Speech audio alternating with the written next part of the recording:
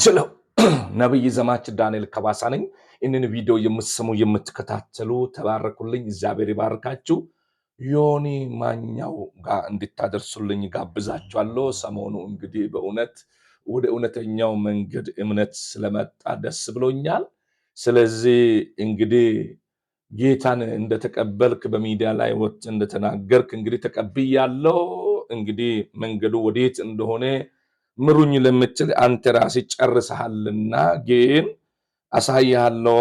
የእግዚአብሔር ቃል አንተም ልታውቀው ትችላለህ። የእግዚአብሔር ቃል እንደዚህ ይላል። ለሌሎቹም ደግሞ ሮሜ ምዕራፍ 10 ከቁጥር 9 ጀምሮ ያለውን አነባለሁ። እንደዚህ ይላል የከበረው የእግዚአብሔር ቃል አንተ ትክክለኛ ነገር እንዳደረግ፣ ስለዚህ ኢየሱስ ጌታ ነው ብለህ በአፍህ ብትመሰክር እግዚአብሔር ከሙታን እንዳስነሳው በልብህ ብታምን ትድናለህ። አንተ ድነሃል። አሁን እዚህ ጋር መልአክን አይጠራም። ዮኒ ማኛ በደንብ ስማ። አንተ ትክክለኛ መንገድ መታል። መልአክን አይጠራም፣ ማይራምን አይጠራም። እዚህ ጋር አሁን የተነበበው ቃል ሰምታል። አንተ ወደ ትክክለኛው መንገድ መታል። እግዚአብሔር ይባርክ። እግዚአብሔር ዕድሜህን ረጅም ያድርግ በኢየሱስ ክርስቶስ ስም። ጌታ ይወድሃል በእውነት። ስለዚህ አንድ ስፍራ ደግሞ አነባለሁ። ዮሐንስ ወንጌል ምዕራፍ 3 ከቁጥር 16 ላይ እንደዚህ ይላል፣ በእርሱ የሚያምን ሁሉ የዘላለም ሕይወት እንዲኖረው እንጂ እንዳይጠፋ እግዚአብሔር አንደኛውን ልጅ እስኪሰጥ ድረስ ዓለምን እንዲሁ ወዷል ይላል። እዚህ ጋር ወረድ ብዬ ታምረኛ የሆነ ቃል አነባለሁ። ወረድ ብዬ ከቁጥር 18 ላይ ይገርማቸዋል። እንደዚህ ይላል፣ በእርሱ የሚያምን ሁሉ አያፍርም። በእርሱ የማያምን ግን በአንደኛው በእግዚአብሔር ልጅ ስላላመነ አሁኑ ተፈርዶበታል ይላል። ላንተ ከፍርድ ድነሃል። አንተ አታፍርም። ጌታችን በሚገለጽበት ጊዜ በክብር በመልአክ ታጅቦ በሚመጣበት ጊዜ የወጉት ዓይኖች በክብር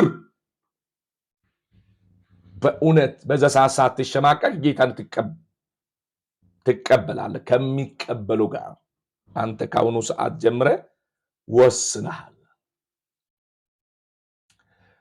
ስለዚህ በዚህ ስፍራ ላይ ምንድን ነው የሚለው? አሁኑ ተፈርዶበታል ይላል። አሁኑ አንተ ከፍርድ አመልጠሃል። በፍርድ ውስጥ ያሉትን አሁን ልታስመልጥ እግዚአብሔር አንተን ይወድሃል። በእውነት ወስነ መጥተሃል። ቀጥልበት። ጥሩ ነው። ጌታችን መድኃኒታችን በድንግል ማርያም የተወለደውን ክርስቶስን በመቀበል ትክክለኛ መንገድ እንደሆነ እነግርሃለሁ። በአንደኛው ልጁ ይላል እዚህም ጋር በሱ ያላመነው እንዲህ ይሆናል ይላል እንጂ ሌላ ነገር አይጠራም። ስለዚህ እንግዲህ ማንኛውም ፍጡር ሆነ መልአክ እንዳናመልክ እኛ በቃሉ ገብቶን የምንንቀሳቀስ ትውልድ ዛሬ ደስ ሊለን ይገባል። ስለዚህ በዚህ ስፍራ ላይ በሱ የሚያምን ያላመነ አሁን ተፈርዶበታል። በዚሁ ሮሜ 10:9 ላይ ያለው ቃል ተቀብለ ስታስተናግድ እግዚአብሔር አምላክ ታሪክህን ሲቀያይሮ ታገኛለህ። እረፍትና ሰላም ያለው ይሄ ወንጌሉ ጋር አግኝታለሁ።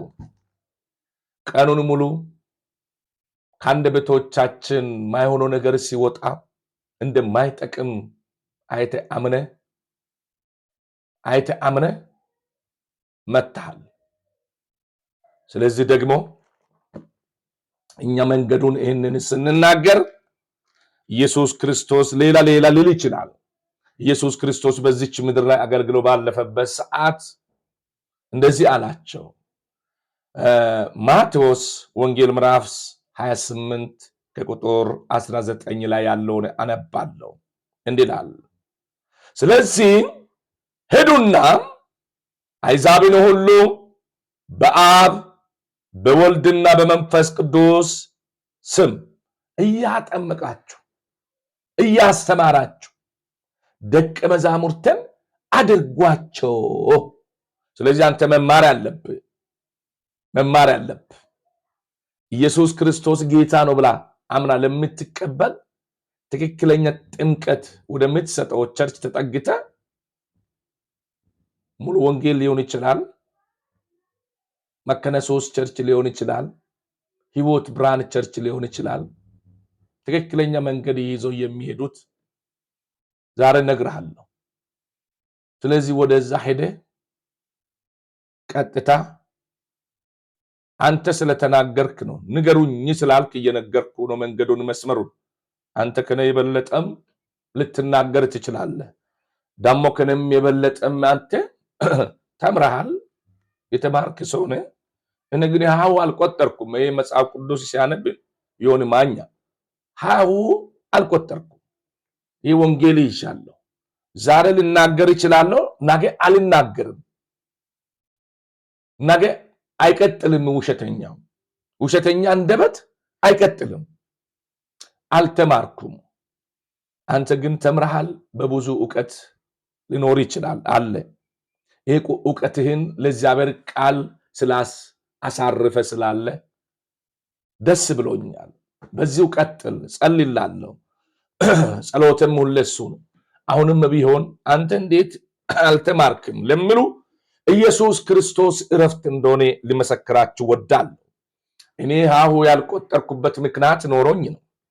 ምክንያቱም በሐዋሳ ከተማ ድሮ ኬሮ ቀበሌ የሚባልበት ታቦር ክፍለ ከተማ አካባቢ ኬሮ ቀበሌ ሲባል በጣም አስቸጋሪዎች ናቸው። ከነሱ እኔ በህይወት ያለው ጥቂት ሰዎች አለ። ምን አስቸገር?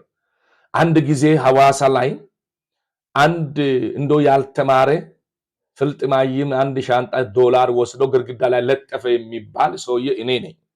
ዮኒ ማኛ እኔ ነኝ። ያ ሰውዬ እኔ ነኝ። ስላላወቅኩ ሙሉ ወስጄ ግርግዳ ላይ ለጥፌ ደርግ ጊዜ መጥተው ወሰዱት። ከዛ በኋላ ምንድነው የሆንኩ ብትለኝ፣ ከዛ በኋላ አሞራ ገደል ሲመጣ መኪና ፈረንጆች ይዞ ሲመጡ ጠብቀን 5 ሳንቲ 10 ሳንቲ ይሰጡ ነበር። አንድ ብር ትልቅ ብር ነው፣ ቤት ይሰራል። በዛ ጊዜ መሬትም ትገዛለህ። ነገር ግን 5 ሳንቲ 10 ሳንቲ ለኛ ትልቅ ነውና በዛ ሰዓት ሮጠን ሄደን ይሄንን ይሰጡን ነበር። አሁንም እኔ መጠበቅ ሲጀምር ያኔ ወሰድኮ ብር አጠፍታል፣ አሁን አይመችም፣ ለምን ትጠብቃለህ እያሉ አሁንም እንደዛ አደርጋለሁ እያሉ ዘራፊ ሆንኩ። መጨረሻ ጊዜ የኔ ታሪክ ትልቅ ስለሆነ 4 ጊዜ ወይን ቤት ገብቻለሁ። 3 ጊዜ በፈረንጅ ኬዝ፣ 1 ጊዜ 4ኛ ዙር ላይ ፍቅር ሐይቅ የሚባልበት ዩኒክ አካባቢ 10 ጀልባ ባህር ላይ በማጥፋት ታስሬያለሁ። በ5 ቁጥር ላይ ያለው ነው ኢየሱስ ወደኔ መጥቶ ጌታ በቀን 2 ፓኬት ሲጃራ ማይበቃኝን አስጥሎ እሱ እንዲከተል ያደረገ አይነን እየከፈተ ምልክት የሰጠኝ ነብይ ነኝ። ስለዚህ ዛሬ ማለት የሚፈልገው ነገር ላንተ ትክክለኛ መንገድ መርጠሃል። ዮኒ ማኛ የኔ ትምህርት በዛ ጊዜ አሳ ከማጥመድ ያለፈ ምንም የሚያደርገው ነገር ስለሌለ ለዛ ነው ያልተማርኩት። ስለዚህ እናንተም ይህንን የምትሰሙ ሰዎች፣ ዓለምን እያባረራችሁ ያላችሁ ሰዎች ተመለሱ፣ ንስሐ ግቡ። ዘመኑ መጨረሻ ነው። ጌታችን ኢየሱስ ክርስቶስ በሚመጣበት ጊዜ አታፍሩም። እናንተ በእውነት ትድናላችሁና ንስሐ ግቡ። ስለዚህ በጌታ በኢየሱስ ክርስቶስም የተወደዳችሁ የአባቴ ብሩካን ይህንን ቪዲዮ ቀጥታ ወደ ዮኒ ማኛው አድርሱልኝ። ዮኒ ማኛ ከነ ቤተሰቢ አንተንም እግዚአብሔር ከክፉ ይጠብቅ። ያሰብክበት ያቀርክበት ራእይ ሐሳብ ጋር እግዚአብሔር ይቅደሚ። በኢየሱስ ክርስቶስም ክፎች ምክር አንተን አገኝ። ከውሳኔ ጋር ጠላት ጣልቃ አይግባ። አንተ ከዚህ ሰዓት ጀምሮ በእግዚአብሔር ጥበቃ ጥላ ስር ውስጥ ቆይ። ተባረክ፣ ቀጥል። ወንጌልን ስራ፣ ወንጌልን ስበክ። ትክክለኛ ይዛል። ዓለም ትጠፋለች። ጌታችን ከመምጣቱ በፊት ራሴ ማዘጋጀት ደስ ብሎኛል። አመሰግናለሁ። ተባረኩልኝ አባቴ ብሩካን። መልካም ሌሊት፣ መልካም ምሽት ይሁንላችሁ። ታንኪዩ